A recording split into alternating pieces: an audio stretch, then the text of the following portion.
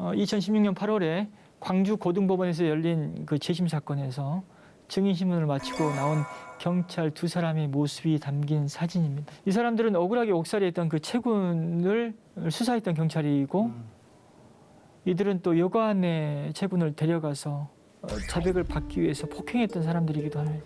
이 사건 당시 천안에서 내려온 채군을 익산역에서 만나서 경찰서로 데려간 게 아니라 여관으로 데려갔다는 사실, 즉 불법 체포 감금을 인정했던 거죠. 의미 있는 양심의 소리였었습니다.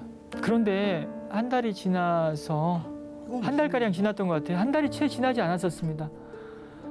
안타까운 소식이 전해졌었어요. 경찰이 자살했어요. 그 경찰. 기자로부터 소식을 전해 듣고 저는 가장 궁금했던 게 그 경찰분의 자녀들이 어떻게 되냐. 그 경찰분 나이도 저랑 비슷했고 거의 그 어린 자녀들이 앞으로 살아갈 세상을 생각하니까 많이 미안했어요.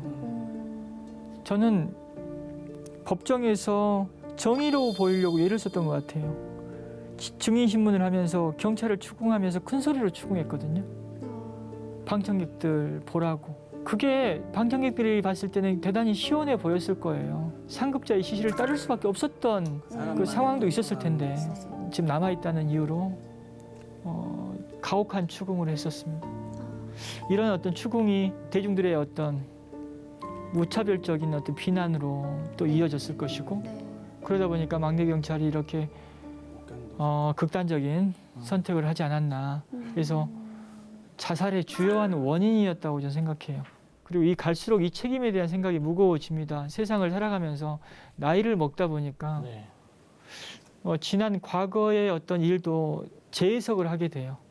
그래서 잘못을 한 공권력이라 하더라도 그 당시 상황을 고려해야 된다.